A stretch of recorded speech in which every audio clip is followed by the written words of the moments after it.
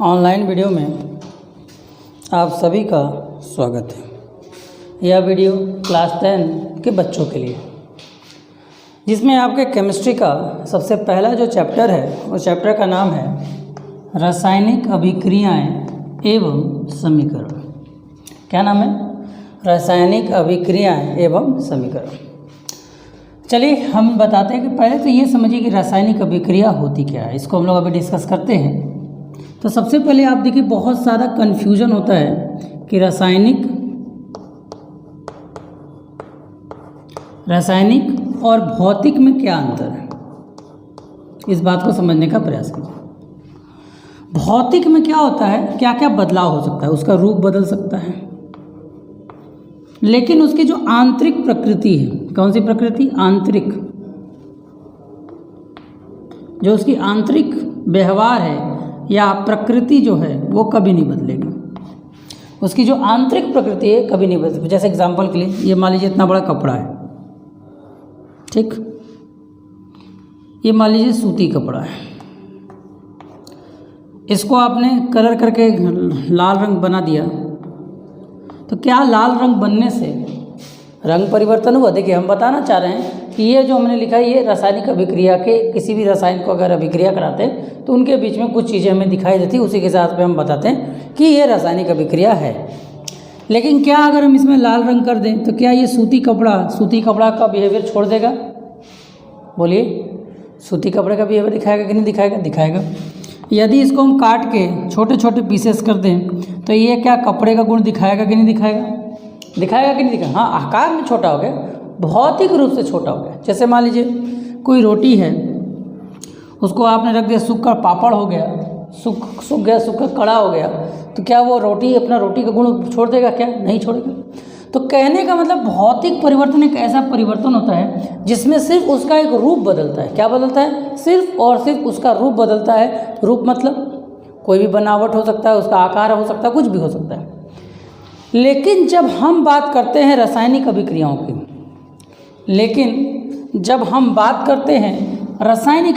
की, तो रासायनिक अभिक्रिया का मतलब होता है बच्चा कि रासायनिक अभिक्रिया का मतलब होता है कि रासायनिक अभिक्रिया में वो पूरी तरह से अपना बदलाव कर दे। जैसे एग्जांपल के लिए समझिए, आप बचपन से पढ़ते आ रहे हो, जैसे ये हाइड्रोजन है और ये आपका ऑक्सीजन है, इसने रिएक्ट किया। यह बेटा क्या है? बेटा गैस है। यह है क्या बेटा? गैस है। ये भी क्या बेटा? गैस है। अभिक्रिया किया और बन गया वाटर। ये क्या है बेटा? पानी है। यह बहुत अच्छा ईंधन है। यह बहुत अच्छा क्या बेटा? ईंधन है। अब कहोगे हैं ये ईंधन है?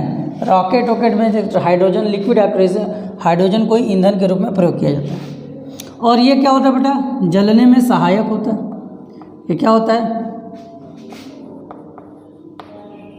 और ये जो आपका पानी है, ना तो वो ईंधन के रूप में काम करता है, ना तो वो गैस है। देखो ये दोनों गैस थे, अब ये क्या बन गए? ये आपके द्रव बन गए। ना तो ये गैस थे, ना तो ये, देखो जो हाइड्रोजन क्या था? गैस था। ऑक्सीजन क्या था? गैस था। बनकर क्या बना? पानी बन गया। बना कि नहीं बना? ये आपका बहुत अच्छा ईंधन है, ये बहुत अच्छे से जलता है। ये चीज़ बिल्कुल, अब इस पर किसी भी चीज़ में जल रहा है, पानी डालो वो बुझा देता है। तो कहने का मतलब है कि रासायनिक अभिक्रियाओं में दो या दो से अधिक तत्व जब मिलते हैं तो उनसे जो नया प्राप्त हमें मिलता है, क्या प्राप्त होता है? जो उनको प्रोडक्ट मिलता है, प्रोडक्ट मतलब जो हमें उत्पाद मिलता है, उसका जो बिहेवियर है, जो आंतरिक ताकत है, जो बोलने का तरीका है, मतलब अंदर की जितनी भी गुण हैं वो सब बदल जाते हैं और एक नया गुण लेकर पैदा होता है। ऐसे अभिक्रियाओं को ही हम लोग रासायनिक अभिक्रिया कहते हैं। जब हम कोई रासायनिक अभिक्रिया कराते हैं, ध्यान समझिएगा, जब हम कोई रासायनिक अभिक्रिया कराते हैं तो उस रासायनिक अभिक्रिया में हमें क्या क्या देखने को मिल सकता है? पहला हमें दिखेगा उसका अवस्था परिवर्तन। अब अवस्था परिवर्तन से क्या मतलब है? ये आपका हो सकता है ठोस में आपको बदलाव, ठोस हो जाए, या गैस बन जाए, या द्रव बन जाए, कुछ भी बन सकता है। जैसे कुछ भी द्रव बन जाता है। जैसे आप एक काम कीजिए, चूना लीजिए, घरों पे आप प्रैक्टिकल कर सकते हैं। चूना लीजिए और उसमें हल्का सा चीनी डाल दीजिए। क्या डाल दीजिए? चीनी। और उसको मिक्स करने का कोशिश कीजिए, हाथ से कोई दिक्कत नहीं होगा। मिक्स करेंगे तो ये जो सॉलिड पार्ट है वो हल्का हल्का लिक्विड शेप आने लगेगा, मतलब हल्का गीलापन उसके अंदर आ जाएगा। देख लीजिएगा, चूने के साथ अगर आप चीनी को मिक्स कीजिए, इसका मिक्सअप करके पहले के ज़माने में, पहले के समय में क्या किया जाता है कि किसी को रॉड को अगर आपको जोड़ना है तो चूना और चीनी को मिक्स करके रॉड को सटाकर दबाकर छोड़ दिया जाता था, और 24 घंटे छोड़ने के बाद वो लोहा उसके साथ पूरी तरह से जुड़ जाता था। ठीक, रंग में परिवर्तन का एग्जाम्पल भी देख लीजिए घर पे। हल्दी लीजिए आप, क्या लीजिए, हल्दी। हल्दी के साथ आप चूना डालिए, ये तो आप बहुत अच्छे से जानते होंगे। घर में जब भी किसी को चोट लगती है तो मम्मी आपको कहती बेटा इसको हल्दी चूना लगाओ। तो जैसे आप हल्दी और चूना को का लेप अगर अपने हाथ में लगाते हो, जैसे उसके साथ चूना लगता है, क्या होता है बेटा, इसका रंग देखोगे एकदम लाल टाइप का रंग आपको मिल जाएगा। कैसा मिलेगा, एकदम लाल रंग आपको प्राप्त होगा। यह लाल रंग क्या दिखा रहा है, आखिर यह लाल रंग हमें क्या दिखा रहा है, यह लाल रंग हमें दिखा रहा है कि देखो भाई, यह लाल रंग हमें यह दिखा रहा है कि देखो भाई रंग में परिवर्तन हो और चूना हल्दी का नेचर भी बदल गया। गैस का निकलना, अब इसको आपको देखने के लिए लेबोरेटरी में जाना पड़ेगा। कहाँ जाना पड़ेगा, लेबोरेटरी में। जैसे एग्जांपल के लिए समझिए, मान लीजिए हम कुछ अभिक्रिया करा रहे हैं ऐसे, मान लीजिए ये फ्लास्क है हमारा शीशे का, और इसके ऊपर से एक पाइप ऐसे हमने निकाला हुआ है, ठीक है, और ये पानी से भरे बर्तन में हमने इसको ऐसे, मतलब यहाँ पे ये जो रखा हुआ है ये पानी से भरा हुआ है। इसका प्रैक्टिकली आप अनुभव कैसे करोगे ये मैं बताना चाह रहा हूँ। फ्लास्क आपका पानी के अंदर गया हुआ है ऐसे, और ये पानी से भरा हुआ है। इसमें एक काम करो, आप धातु लो, ठीक है, और क्या लो, धातु लो, और क्या करो, धातु लो, साथ में आप अम्ल ले लो। अभी अगले चैप्टर में हम लोग पढ़ेंगे धातु और अम्ल के बीच अभिक्रिया। जैसे एग्जांपल के लिए, धातु हमारा हाइड्रोजन होता है और HCl अपना गैस है, सॉरी धातु हमारा मान लो कोई धातु है सोडियम। जब ये आपस में अभिक्रिया करते हैं बेटा तो ये बनाते हैं NaCl साथ में हाइड्रोजन गैस। कैसे बनता है ये सब हम लोग डिस्कशन करेंगे। अम्ल क्षार लवण जब हम लोग पढ़ेंगे तो उसमें हम आपको इसके बारे में डिटेल देंगे कि आखिर ये क्या होता है। अभी सिर्फ हम आपको बता रहे हैं कि क्या क्या रासायनिक अभिक्रिया हो सकती हैं। तो जब आप करोगे तो जब अभिक्रिया होगी तो इससे गैस निकलेगा, ये गैस निकलेगा, और धीरे धीरे जो ये पानी से भरा हुआ था धीरे धीरे इसका पानी कम होने लगा। पानी कम होने का मतलब यहाँ पे क्या होगा, गैस के मॉलिक्यूल ज़्यादा आ रहे हैं। अगर आप किसी पानी अगर बोतल में भरे हुए हो, लोटे को कभी उल्टा डालो तो पानी उसके अंदर नहीं जाता, लेकिन जैसे ही आप लोटे को थोड़ा उल्टा कर दो, नहीं समझे बात, जैसे ही आपकी बाल्टी है और लोटे को इसमें पानी भरा हुआ है, जब आप लोटे को नीचे ऐसे उल्टा करके डालते हो तो आप कभी देखना वो आपको कभी भी अंदर जाने नहीं देगा। लेकिन जैसे ही लोटे को हल्का सा या गिलास को हल्का सा टेढ़ा करोगे आपको बुलबुला फेंकेगा। मतलब क्या हुआ कि उसके अंदर का गैस बाहर निकल रहा है और पानी अंदर जा रहा है। उसी तरह अगर पानी अंदर है और अंदर से तुम उसको गैस दे रहे हो तो पानी निकलेगा और गैस उसके ऊपर क्या होगा, भरता जाएगा। ठीक है, ये सब प्रैक्टिकल्स आप देख सकते हैं। या जैसे मान लीजिए कोई प्रैक्टिकल कर रहे हैं, कोई समीकरण ऐसे HCl लिया डाला, उसमें तीक्ष्ण बहुत तेज़ी से स्मेल आ रहा है, वो स्मेल के लिए रिस्पॉन्सिबल कौन है बेटा, गैस है। ठीक है, मैच के लिए जो स्मेल के लिए जो रिस्पॉन्सिबल है वो कौन है बेटा, वो आपका गैस है। चलिए देखिए, अब आगे देखिए आखिरी पोर्शन पे। अब आखिरी पोर्शन में क्या होता है, गैस का निकलना तो हो गया। अब ताप में परिवर्तन होता है। कैसे, कभी कभी आप देखोगे कि सोडे को अगर तुम पानी में मिक्स करो, सोडे को पानी में मिक्स करो तो देखोगे पानी एकदम ठंडा हो जाएगा। क्या हो जाएगा, ठंडा हो जाएगा। मतलब जो पानी पहले हल्का गर्म था वो पानी ठंडा हो जाएगा। सोडे मिलाकर पीने वाला सोडा मिलाने की कभी कोशिश करो।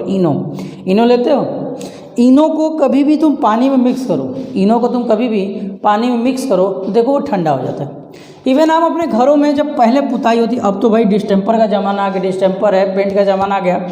पहले जो कोई भी चूना, पहले जो शरीर में जो हमारे जो दीवारों पे पुताई होती थी या उसको चूना कहते थे, तो उसमें क्या होता कि हम पहले चूना को खरीद कर लाते थे और चूने के साथ हम लोग पानी डालते थे। ठीक, चूने को जब पानी से हम मिक्स करते थे, चूने का सूत्र होता है बेटा CaO। जब हम बनाते थे तो हमारा ये COH का ट्वाइस बनता था, साथ में हमारा गैस निकलता था सॉरी CaOH का ट्वाइस बन जाता था। क्या हो जाता था? CaOH का ट्वाइस बन जाता था और ये हमारा क्या होता था भाई, और बहुत ज़्यादा हीट निकलता था, मतलब बहुत ज़्यादा हमें ऊष्मा प्राप्त होता था। क्या होता था? चूना निकलता था, पानी निकलता था। चाहे चूने और पानी को जो हम मिक्स करते थे, आप आज भी देखोगे कर सकते हो, एक लोहे की बाल्टी को हम लोग यूज़ करते थे। पूछना अपने बड़े बड़े घर वालों से कि भाई हम लोग जब पुताई करते थे क्या, तो बताएंगे बेटा पहले पुताई करना बड़ा मुश्किल होता था, पहले लोहे का बर्तन ले आओ, प्लास्टिक का लाते थे पिघल कर ख़त्म हो जाता था, लोहे का ले आओ, चूने को फुलाओ, आज फुलाओ तो कल से उसको करना, क्योंकि चूना जो है हाथ काटता था, कितने हिसाब से उसको करना पड़ता था, ये बहुत ही डिफ़िकल्ट होता था। लेकिन अब आज के ज़माने में हमारे पास क्या आ गया, सब कुछ आ गया, इसलिए हम बहुत आसानी से कोई भी काम कर लें। अगर हम इन सभी चीज़ों का एक कंक्लूजन देखें तो ज़्यादातर जो रासायनिक अभिक्रियाएं होती हैं, मैं ज़्यादातर इस वर्ड इसलिए यूज़ कर रहा हूँ कि मैं कंफर्म नहीं बोल रहा कि यही होगा। ज़्यादातर जो रासायनिक अभिक्रियाएं होती हैं, एक होता है आपका बेटा अभिकारक, एक आपका क्या होता है बेटा अभिकारक। अभिकारक का मतलब क्या होता है? जो क्रिया कर रहे हैं। और एक आपका होता है बेटा उत्पाद।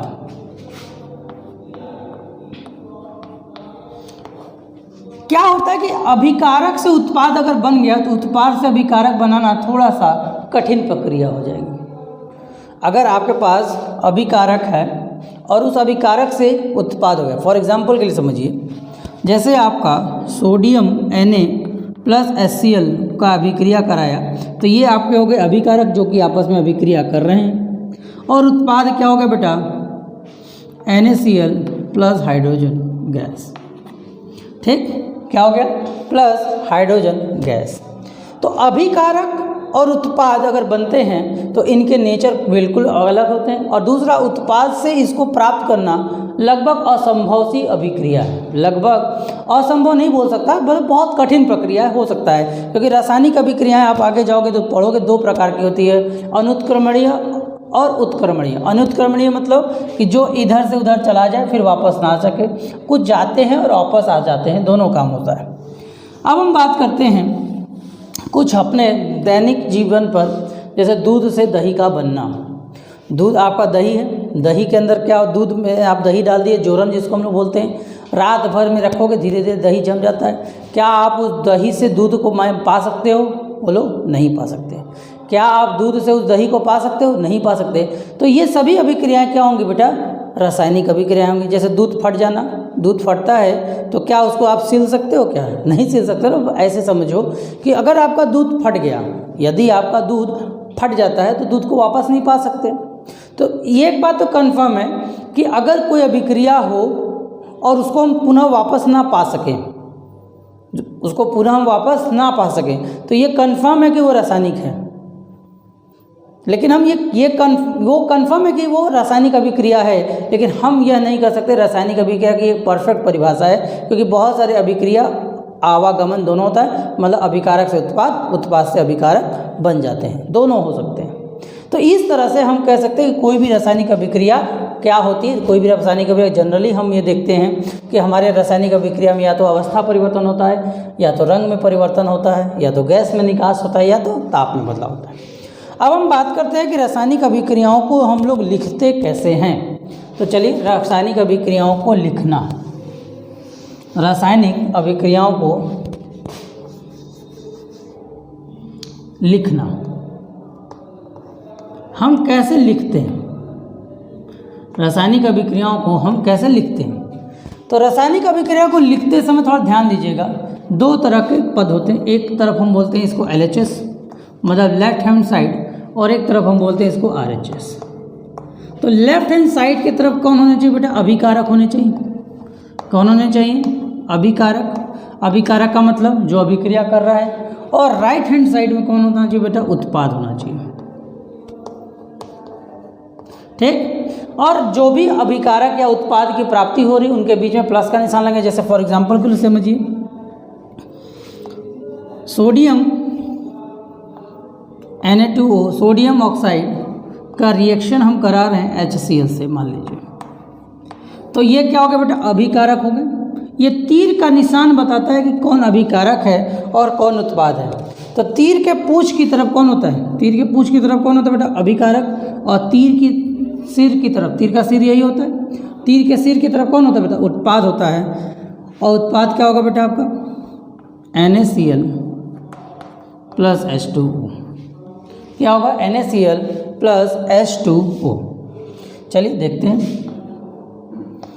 अब बात समझ में आ रहा है, NaCl क्या होगा, प्लस H2 होगा। ये कैसे हुआ अभी हम लोग डिस्कस करेंगे अम्ल क्षार लवण में। तो कहने का मतलब कि रासायनिक अभिक्रियाओं को लिखने का तरीका ये होता है। इसके अलावा हम ये देखना होता है कि रासायनिक अभिक्रियाओं को हम लोग संतुष्ट करते हैं, ठीक है। कैसे, क्यों संतुष्ट करते हैं, क्या कारण होता है, कैसे संतुष्ट करते हैं, इसे हम लोग नेक्स्ट वीडियो में पढ़ेंगे। तो आज हमने पढ़ा कि रासायनिक अभिक्रियाएं क्या होती हैं और रासायनिक अभिक्रियाओं को किस प्रकार से लिखा जाता है, ठीक है। ठीक है, अगर आपको ये वीडियो पसंद होगा लाइक करें, सब्सक्राइब करें, कमेंट करें और आगे बढ़ाएं, और ताकि हम और भी नए नए वीडियो आप लोग के लिए बनाते रहें। धन्यवाद।